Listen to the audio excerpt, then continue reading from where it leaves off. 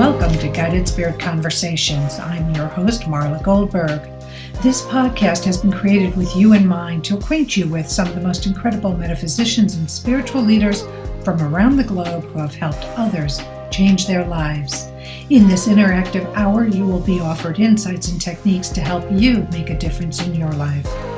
Don't forget to subscribe to the show on your favorite listening platform. And here we go, on to the show. Hello. Welcome to Guided Spirit Conversations. I'm your host, Marla Goldberg, and I'm here with our guest today, who is a psychic medium, inspirational speaker, and author of her book, In the Presence of Proof, A Medium's Guide to the Afterlife, and How to Create Heaven on Earth, Deborah Hanlon. Welcome, Deborah. How are you doing? Hello, Marla. I'm doing well. How are you? I'm good, thank you. Thank you for being a part of the show today. I'm really excited to talk to you. So I love to start the show finding out, is this something you were born with, or is this something you had to actually develop, your abilities? Hindsight, I believe it's both. I really believe that people have I think we all have a ability to do anything, and then it's when our natural inclination to gravitate towards whatever it is, we put our attention and focus on it. And I had very unique family experiences early on in my life with what I think is a natural and innate curiosity for all things unknown. And I think with all of that and my conditioning and upbringing, that it sort of all came together. So I think it's the nature, nurture, both. It's something we can all do, and I just developed it over time much quicker or earlier. It's funny, I just had a conversation with myself as I was promoting the show, telling the listening audience the same thing. That everybody has this ability, but some people have to move out of their way. They have to develop it. They have to, really build it like a muscle. Totally. Do you agree with Absolutely. And I think life provides us the work, if we actually become aware of the work that we're doing, to exercise those muscles of intuition and awareness and paying attention to our sensory experiences. And again, I think it's a natural, for me, it's a natural, I love everything about this stuff, as we call it. I just love it all. I love the physics of it. I love the uncertainty of it. I love the possibilities of all that we talk about. I love the spontaneity of it. That's something I just heard. It's like, because it's very spontaneous. There are times when you don't have, you may not be with a client, but all of a sudden you're getting information and it's just very spontaneous because some spirit on the other side are like, no, you need to tell this person whatever it is I want them to know. And then we, as the case might be, as a psychic medium, have to determine if your store is going to be open or closed at that particular period. Is that correct? Absolutely. Yeah, absolutely. Yeah. And spontaneity is the word. I love that there's nothing, there's no direct path. It's not black and white. It's just something that's filled with possibilities more than anything else.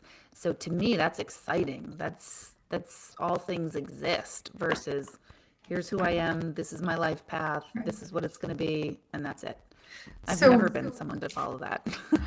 Which is so interesting. And when you were talking, I saw this kaleidoscope with the images shifting and changing and all the colors. And that's how I feel things happen in everybody's life. But when you're doing the work that we do, it really shifts. It can shift on a dime, and it can shift in a really phenomenal way. Like awe-inspiring is the word that's coming to me, or two words.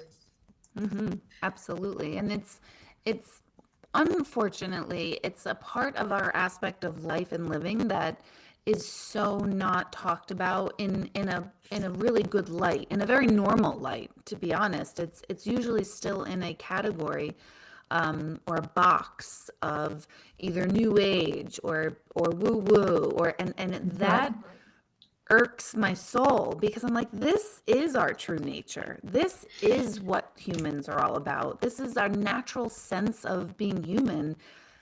There's nothing extra about it. There's nothing weird about it. It's only weird when it's portrayed as such. So one of my goals, I feel like, in life is to normalize this intuitive muscle, this intuitive strength, knowledge, whatever you want to call it, to where it works for us as individuals, as collective.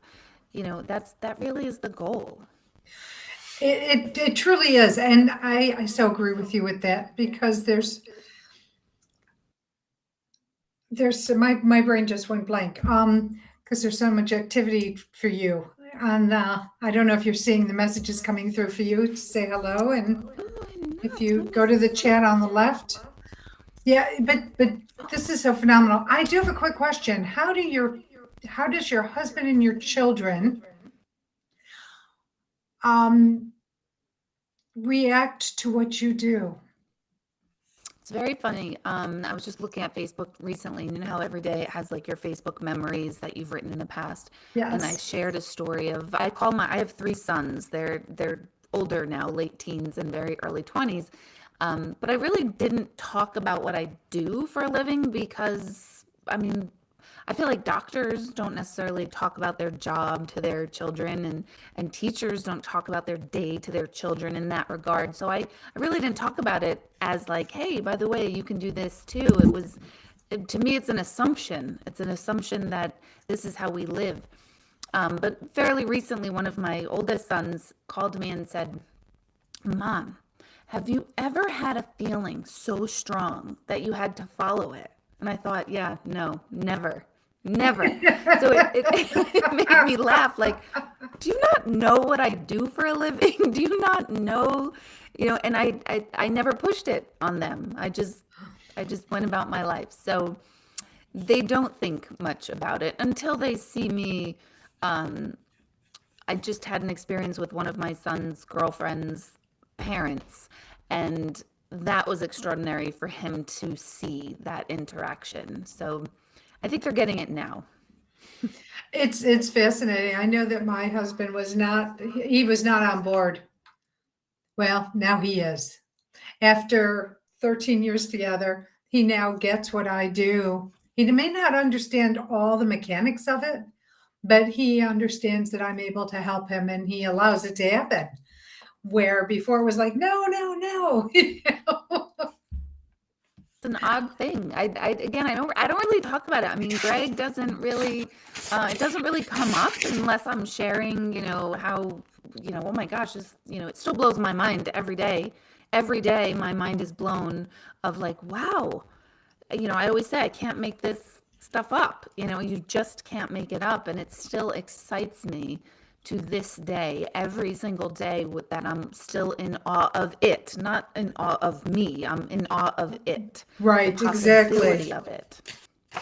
What's really interesting is that when I was younger, it was like, it was projected outward, and now because it's okay. So it's like the difference between working in retail and working in a restaurant, and not because of but in retail you see the same merchandise day in and day out until things turn over for the season. Where in a restaurant you have different customers, different specials, and you're boom, boom, boom, boom, boom. And so I feel that this work is more like, because nothing is ever the same. It's not boring at any mean, and you're never alone, which I always talk about. And the stuff that comes to you is not the same old stuff unless you're not listening to what they're saying, and then they'll keep repeating themselves until you either get it or you do something else that's counterintuitive to what you really need to be doing for yourself. Would you agree with that?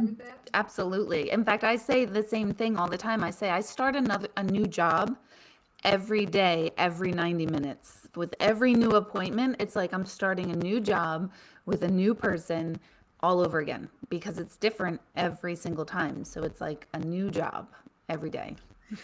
And I love that because it keeps things fresh and exciting for me.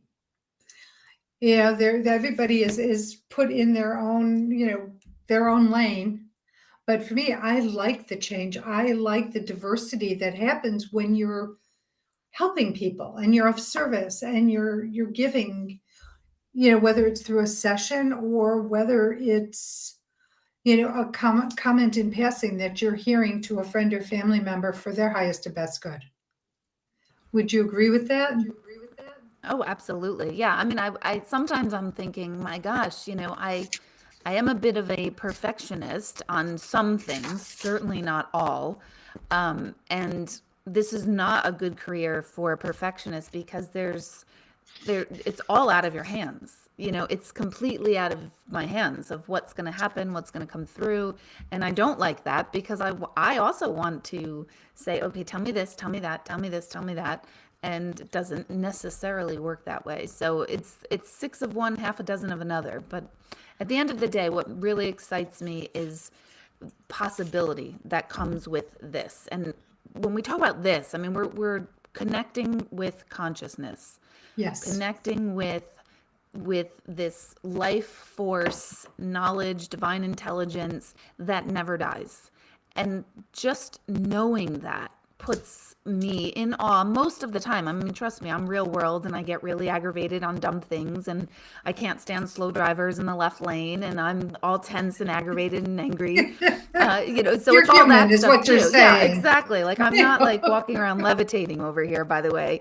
But it is nice to know that it's just so much more possibility than what's right in front of us. And that to me literally has been my life's journey, my life's search. And it just excites me. That's why my book is called In the Presence of Proof, because I am in the presence of proof of an afterlife every single day of my life through everyone I meet, because I know I don't know them, clients and people on shows and all this. Right. And yet I know stuff, and I know there's no way for me to know it unless there was this ability. So I'm in the presence of proof every single day of my life. I can't refute it. And what's so funny is there's nothing that, I mean, I love when you said you can't, because there are things you cannot know. You cannot look up on Google or Instagram or whatever and then give them the information. And that's when you know you've got somebody who is truly connected to clean, as I like to say, clean, clear, concise information. Because some people go into the darker areas to receive information.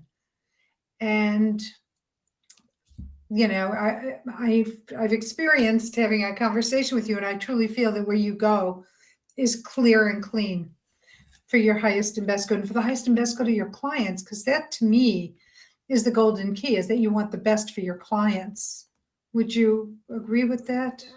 Oh, absolutely. I mean, it's all about to me, it is all about proof because unfortunately the human mind is wired for that. And we are here in the physical, and there's limitations and laws and rules that we here in the physical are going to want to abide by, and proof is one of them. So when people say that they are believers and they go on faith alone, I'm amazed by that because I'm not wired like that at all. I'm wired for proof. I'm wired for, if it exists, show me. I wish I had more of the ability of faith. And I often say that I wouldn't believe in any of this if I didn't do it myself. Not at all. Because I am just somebody that would be very, I would have healthy skepticism. I certainly wouldn't have rude skepticism about it, but I would have healthy skepticism of, I don't know, how's this happening?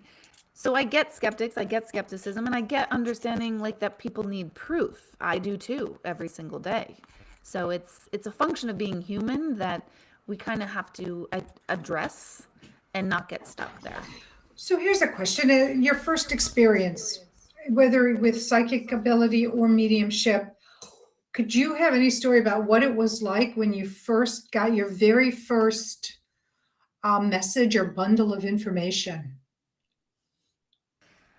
So looking back at my life, I realized, oh my gosh, I had this my whole life. I just did not know what this was. That's why I like to teach this to people, because I assure you all, whoever's tuning in, you do this. You can do this. You're doing this. You're completely unaware of doing this. Now, can everyone do it for other people? I don't think so. I don't think everyone's meant to. Just like I'm not meant to get on stage and sing. I can sing. I not well, but I can do it, but I'm not meant to sing in front of people. So it's sort of like that. So hindsight my whole life. The moment that I remember, the first moment was I was actually attending a funeral, and I felt that this woman who had passed, who I did not know very well, I felt that she was talking to me. And of course, I had just had a baby about 4 months before, and I thought to myself, okay, when I get home, I need to see somebody because I think I need medication because this is weird. I feel like I can feel her. I can feel everything she's going through. I knew things that, people would say. I was in her home over a course of 3 days, and people would say, "Where did mom keep her old blankets?"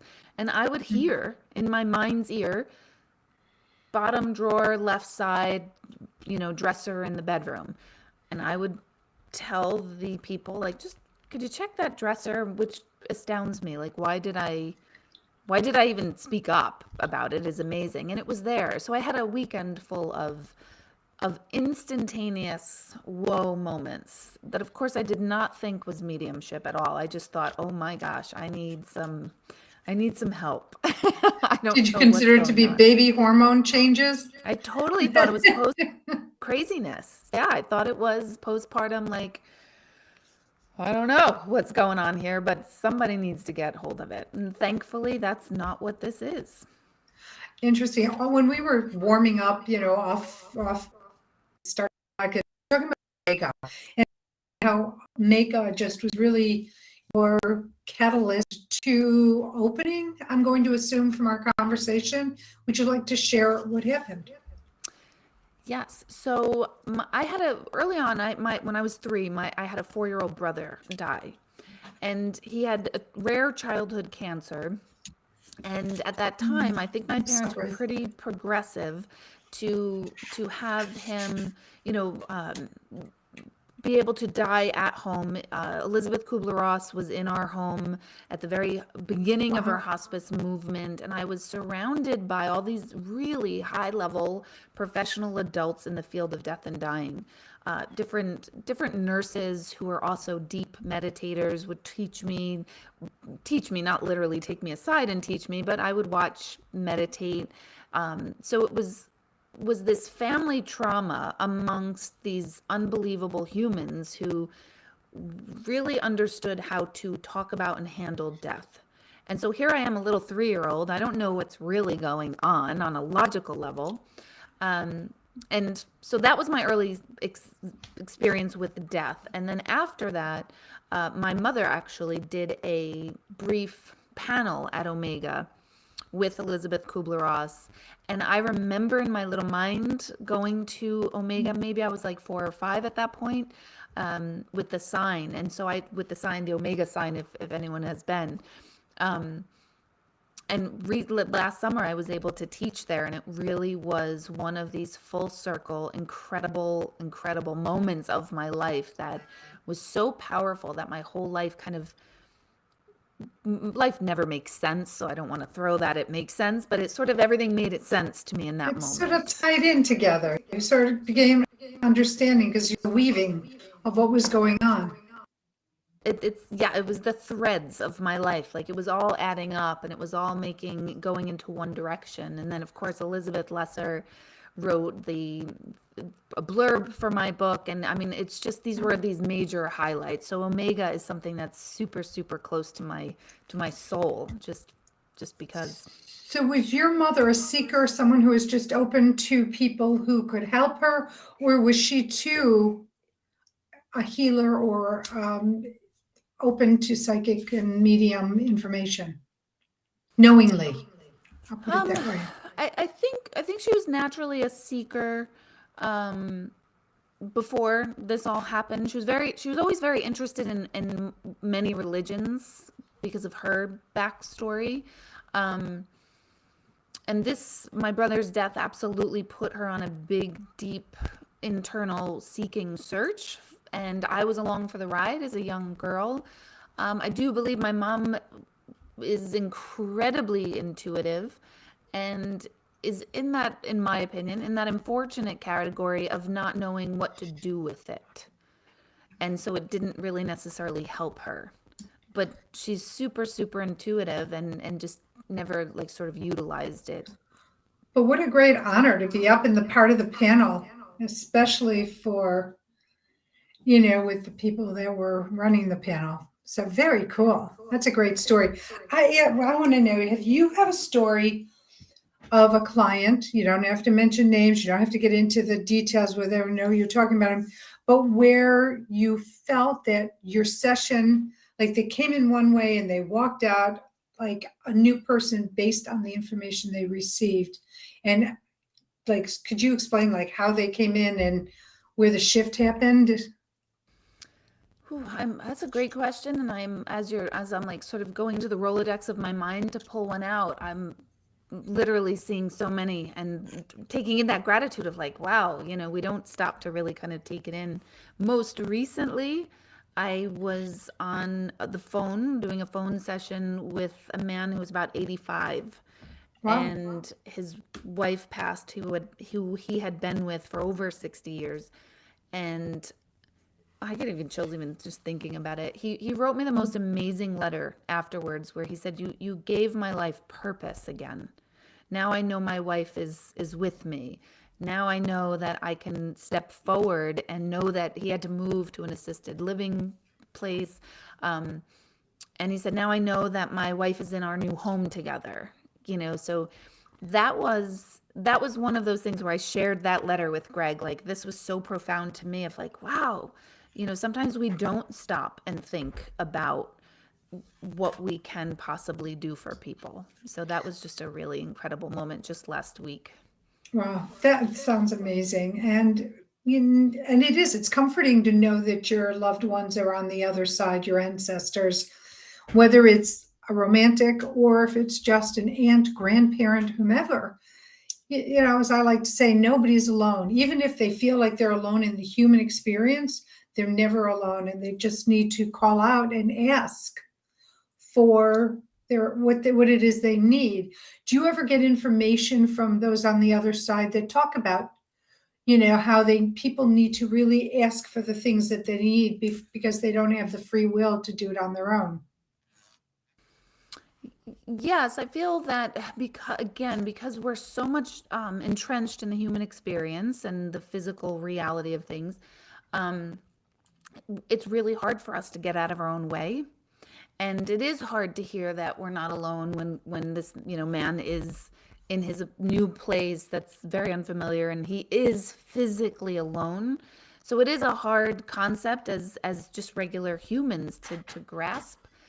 So I like to use the word like we're always connected, because Mm-hmm. we are alone, and not alone, but we are feeling physically alone. But we have to remember we're always connected. I mean, the air that I'm taking in right now is connected to the trees right outside my window that have provided the oxygen. And, everything is in symbiosis. That's proven science. That's not woo woo. That's not weirdness. That's absolutely proven. So I like to help people remember that we're connected, and we just might be unaware of that connection and those connections, and then what are the little things we can do to sort of suture up that awareness or lack of awareness that we're connected. So what are some of the things that you can share with the listeners of things that they can do? Oh, meditation, Mm-hmm. meditation. And I'm sure everyone has heard that, and I'm sure everyone is like, yes. And then they think, oh, I know it's so hard. And I know it's really hard to meditate. I am so ADD that I always tell people, like, if I can meditate, I can get you to meditate, because I totally understand it. I also am a real world person with, busy lives as we all do, and scattered and distracted with our devices and all of that stuff we do. Um, but a meditation is really, truly so simple. We can make this very simple. And at any moment of any time, whether we're super ill or super, super well, we could always find our breath. We could always ask, what is my breath doing Yes. right now? And the breath follows the natural rhythm and tempo of the universe for your organism. It is always in the right rhythm. So that alone, and I know I could feel it as everyone's listening, like you found your breath, you became aware of it, and it anchored you a little bit more. That's all meditation is. So that was a meditation. We don't need to sit for 30 minutes, although that's amazing and helpful. But you don't have to make it this big project. It's always at any moment when you feel squirrely, just find your breath. See what your breath is doing. Notice your breath. What tempo is that at? Because now the brain needs to catch up with the tempo of the breath, and you will always be calm. Love that, because it's true. And I'm one of those who keep trying to meditate, and this comes in my way and that comes in my way. So I get a lot of mini meditations, but for the having what I call the hunk of meditation, like you're saying, 20, 30 minutes of time.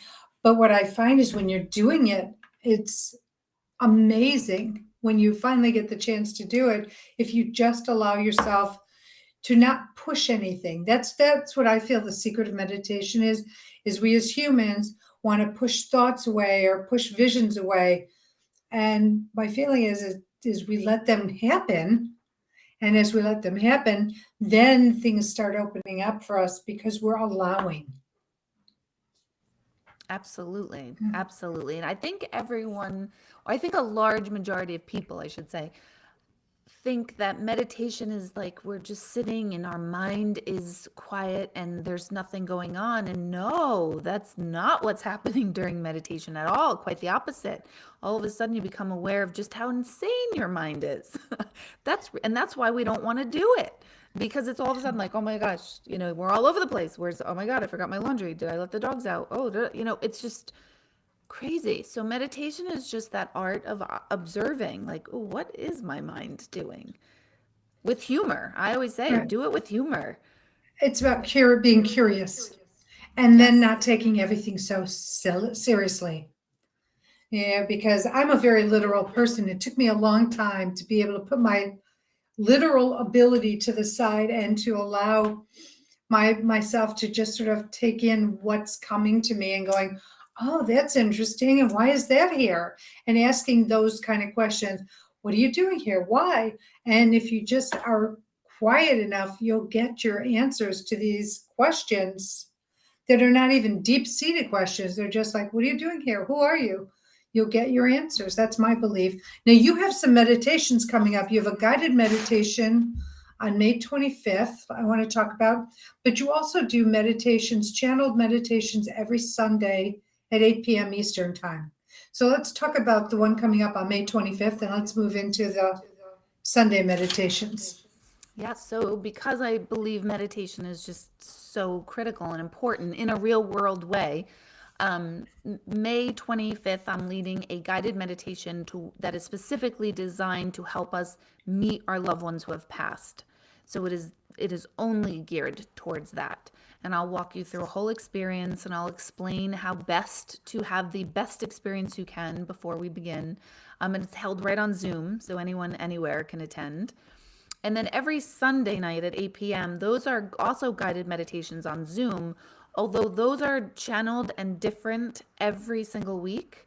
And I use the energy of the group to sort of create the destination, if you will, the journey itself. So every single week is different. I've never repeated the same meditation in 20 years. The same one has never been repeated because it's the different group every single week. So if people are interested in signing up and trying the weekly meditation, they can email my office, which is hello@deborahhanlon.com, and they can receive a free Zoom code if you want to try it. If you're just curious, like, what is she talking about? What is this about? They can just try it. Wonderful. And then the May 25th one, is this a fee-based meditation? There is a fee for that, yes. Okay, and so if you want to find out about this meditation, go to Deborah's website, which is deborahhanlon.com. I think you might be able to remember that. It's not too difficult. So we'll go with that. So what is evil energy? So this is a big topic that comes up, and because because the work, everyone thinks a medium, well, the way I work as a medium is not just about the other side. To me, the whole thing is, what can we learn from knowing that our lives are infinite, our consciousness is infinite. So knowing that, how can we make our life, our physical life, the best we possibly want it to be? Because to me, there's no point then of suffering here, and we're going to suffer. It's going to happen. But how can we learn from it? How can we gain transformation because of that suffering? And along these lines, the topic of evil energy comes up all the time. And I am a firm believer that there is no such thing as evil energy. A firm believer.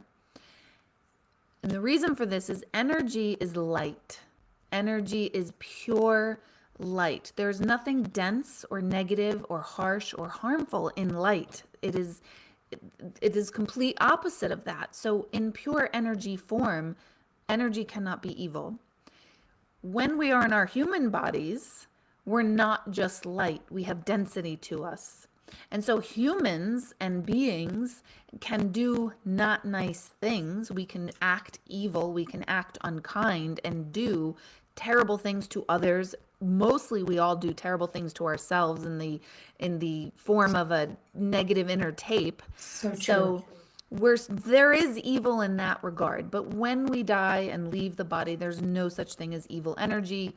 Evil entities, people will say, but I have an entity attached to me, or I have this, or I have that. And I say, no, you have a thought process that is stuck in a non-enlightened way, which the way the mind works is when we feel unwell, real or imagined, the mind is going to create something to be there so that it can explain, here's why this is evil and here's what you can do about it.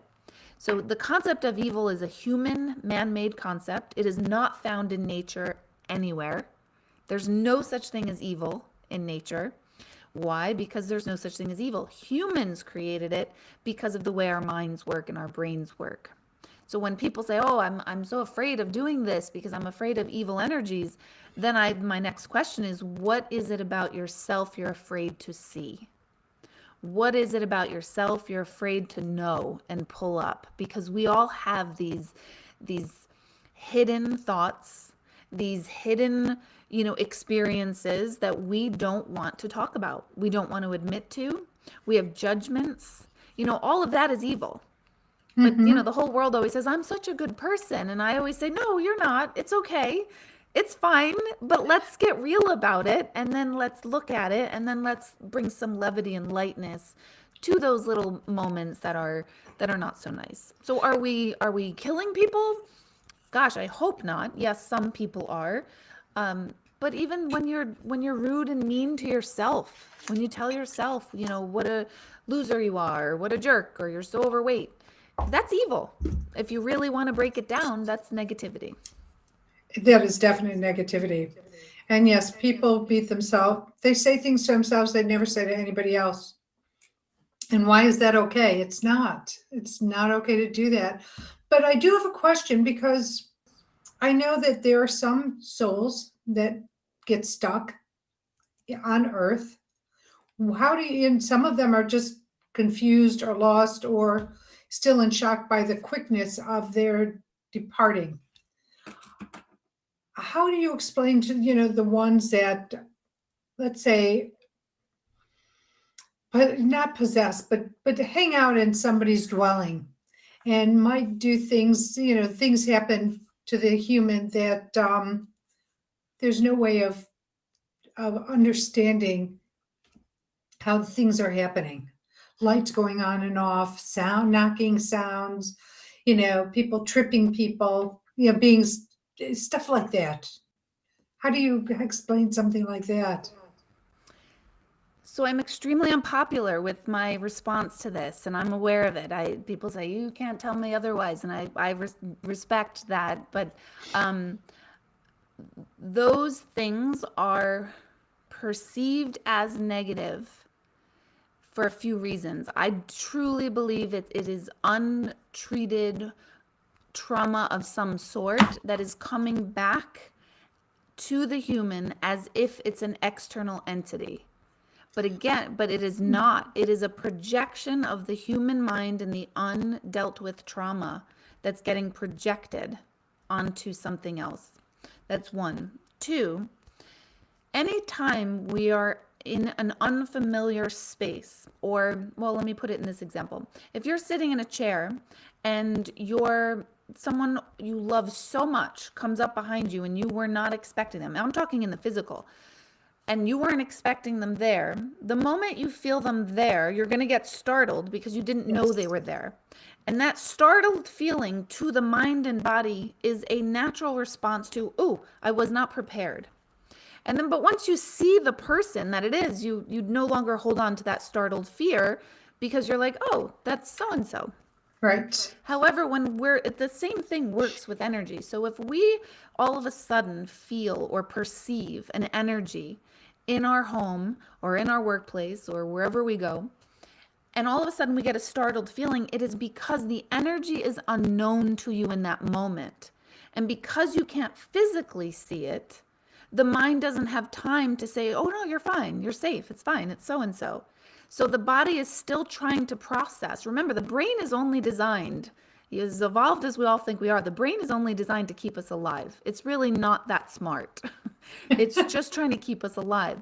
So when we have this startled feeling, this creepy feeling, when we can't decipher why, we then start to think, oh, this must be a negative energy. I feel afraid. My body's I'm uncomfortable. I feel watched. We have all these sensations when really what's going on is the mind is trying to say, what is threatening me? Because I got startled, I felt something, and I don't really know what it is in my energy field that's doing that. And the brain is going to keep it going and going in a storyline.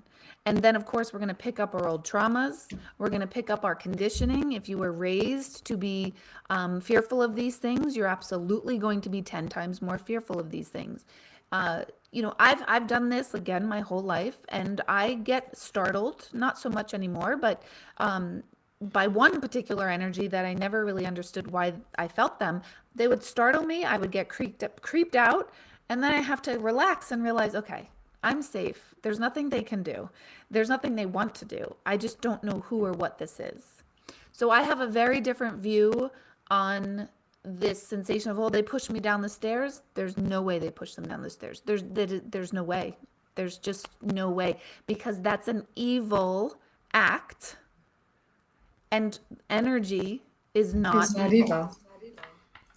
I agree with the energy is not evil. How can it be? There is no way you can make that evil. So I truly, truly believe that. So here's a question. If someone is not loving where they are in their current lives, what is one thing that they can do to make that better? I really like that question. That is a great question. So if someone is, can you say it to me again? If someone is not loving where their lives are currently, what is the one thing they can do today to make their life better, make a shift? Find your breath. Truly, so simple right there. Find your breath, because the breath is setting the tempo that you want to go at. The mind is the one that is saying, this situation is terrible. You can't get out of it. You've never done anything right. Whatever the story is that you're telling yourself, true or not true. And when we find our breath, we slow ourselves down. We give the mind a little bit of a break from that negativity. And that tiny break over time will add up to space in the mind. And space in the mind adds up to clarity. And then all of a sudden you start to go, I know what I need to do. I need to do this. And then the inspiration comes through. So, you know what? I was inspired. I've got to call so-and-so. And things, and I don't want to say things just happen, because I know in the world of manifestation, everyone talks about manifesting, and everyone thinks it's this I'm manifesting, it's a magic thing. Yeah. Manifesting is a function of who we are. We're not separate from manifesting. Being aware of what we're manifesting is what we need to be aware of. So, are we manifesting? Let's see. I'll take myself, for example. I am notorious for not eating well. I love junk. I just do. And so, when I don't feel well, I don't want to say and admit to myself, well, stop eating the junk. You can't eat that way. Instead, I want to create something else. And so I don't get still. So when I find my breath and I say, okay, what's going on? I could feel my body. My body's like, you really didn't need that piece of chocolate. It really doesn't feel good. And I start to behave differently because I'm aware that, no, you know what? My mind wants it, but my body doesn't. And that's for all of us. We all do this. We're all in this together. Nobody's We doing do. it better than anyone else or worse than anyone else. It's just about awareness. So if everything is going wrong, you're not going to fix everything tonight. Right. You're not going to fix it this week. You're not going to fix it this month. You're not supposed to. But you can find your breath and find your tempo and your rhythm. I love that because the breath tempo is so important, and it's something many people do not talk about. So I'm grateful that you're talking about that. We do need to take us aside because it's charity shout out time, Hey. and your charity is St. Jude, which I love St. Jude. I used to live in Memphis, and just love what they do. What is it that brought you and St. Jude together, and why are you so passionate about having others help St. Jude? Well, St. Jude, because my brother passed of a rare childhood cancer, that's just always been my connection with St. Jude and what they do for families. Our family was not, we didn't go to St. Jude's, but I just love their philosophy. I love what they do for their community, and they're just incredible. So that is the connection. So, for anybody out there who doesn't know about St. Jude's, it's a children's hospital in Memphis, Tennessee, that takes care of children who are ill, primarily cancer, I think, or those rare diseases that other doctors can't find relief for. And no family pays for their travel or their food or their housing while their child is having their services, getting treated, having their treatments. So it's a beautiful, and Danny Thomas started this, I believe, in either the 50s or 60s. And he made a promise to St. Jude that if you help me become successful in my acting career, I will give back. And so hence how St. Jude was developed and created. And still, what is it, 60 years later? Is it 60 years? Something like that, maybe more. But 62 years later, that it's going on strong and helping millions of people throughout the course of their life. So thank you for that. It's stjude.org. So check them out, see how you can donate. Maybe it's in time if you're in the Tennessee area, or finances. Whatever you can do is appreciated. Please be aware. Thank you.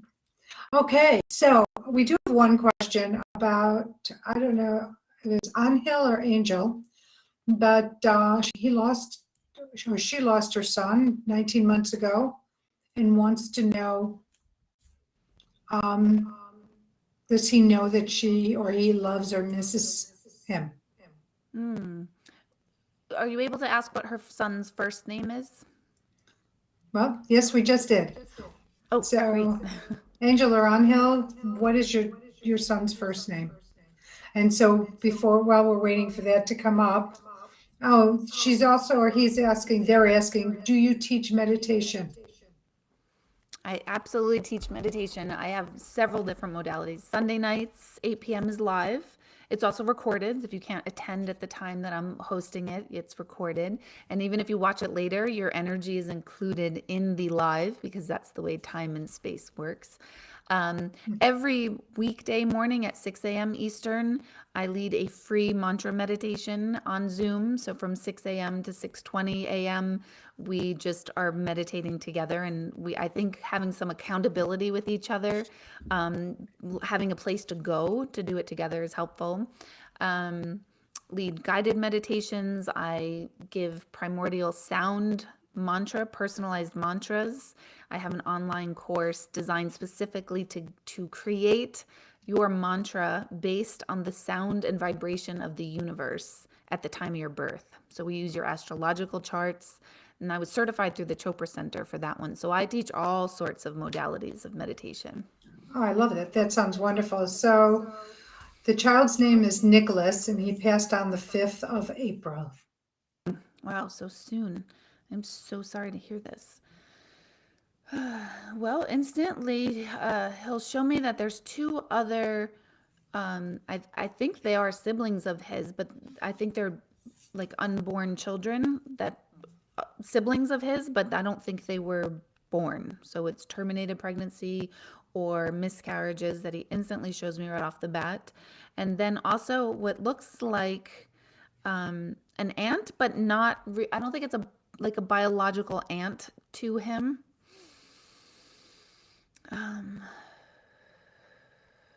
So I guess the question is, does he know how much he is loved and missed?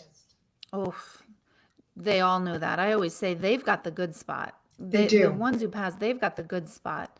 But he is he's got the energy I get with him, he's got a very sweet and salty sense of humor. I That's love how that. I can Sweet and explain it. salted. Yes. That's great. So I hope that answers your question.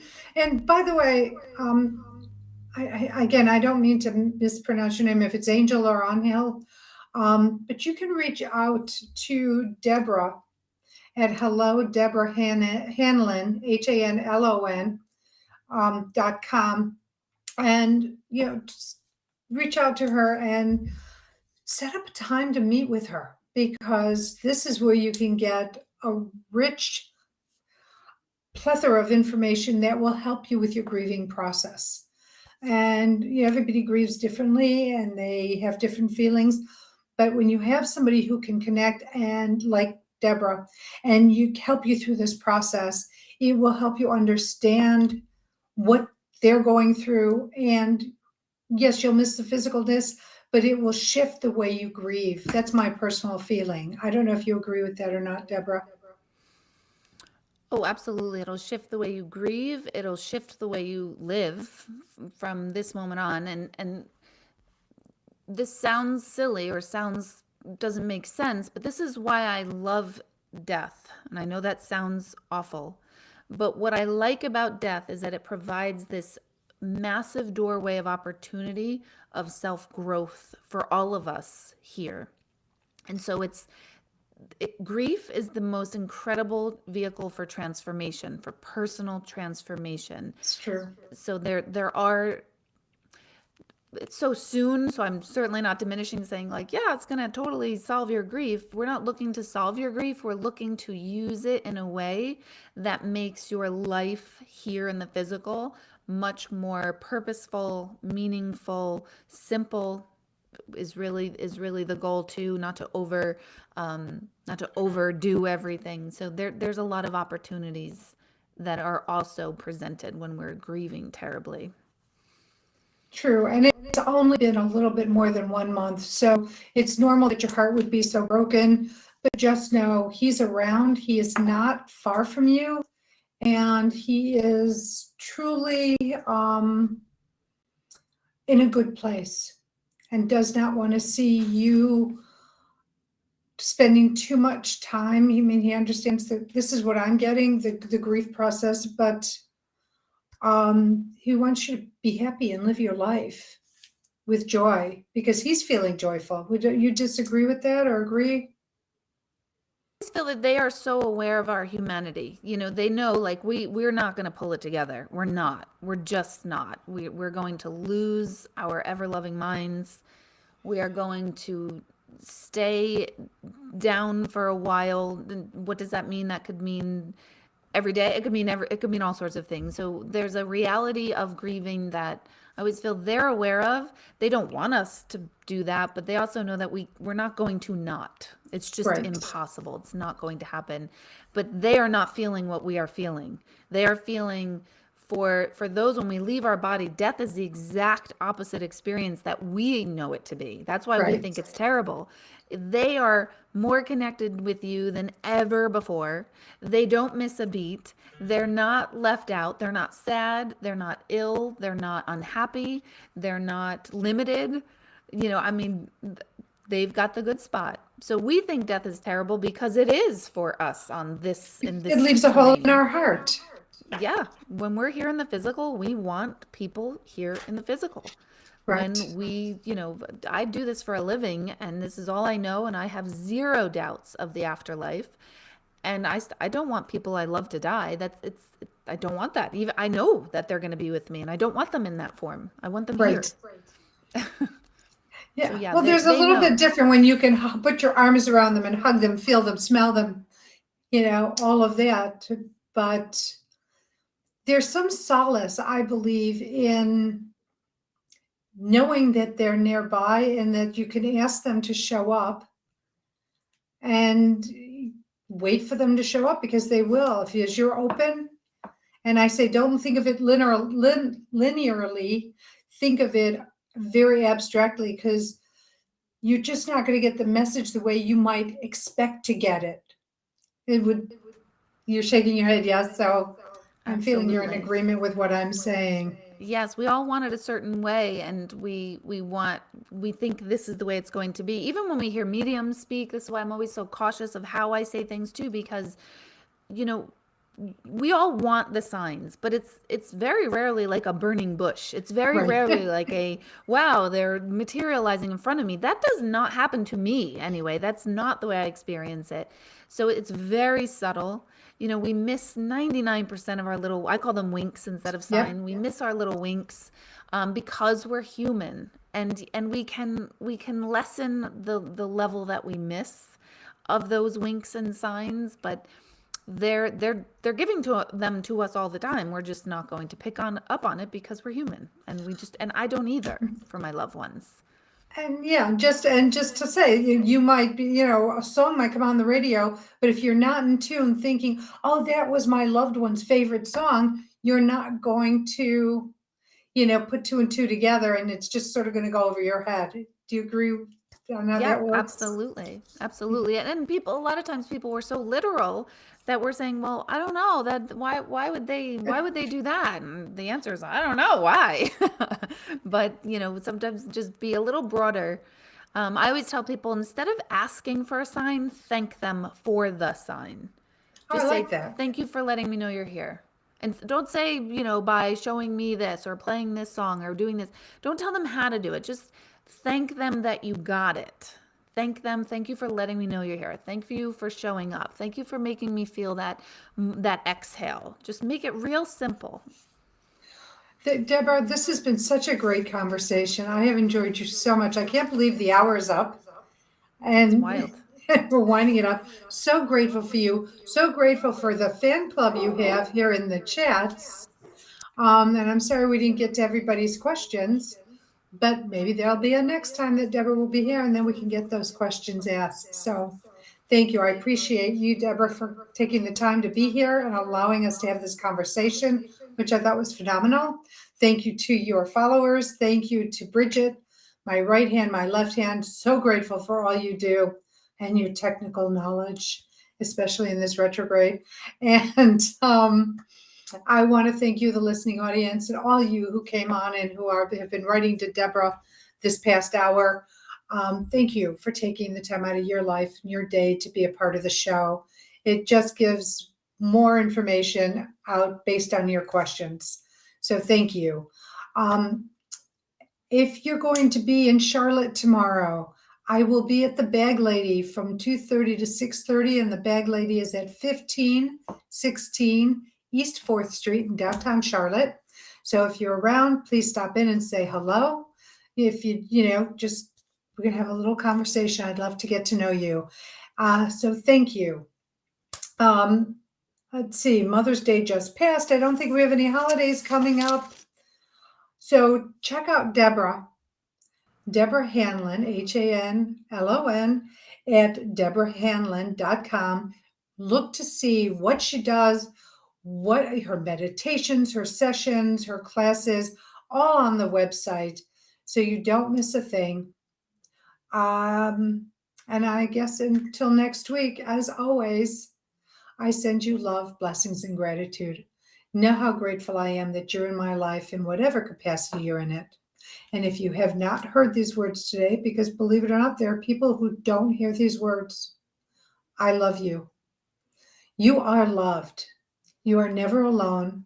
Not only do I love you, but there are so many beings on the other side of the veil who are there watching and supporting. So if you need something, ask out loud for what you need, what you want, and just let them conspire on your behalf and let it go, let it be. And so you can be open to receiving whatever it is you're asking for. But as we were just talking about, don't think of it as a linear something, because you've never expected it to. So thank you. I love you. Next week, our guest is going to be Raphael Weissman.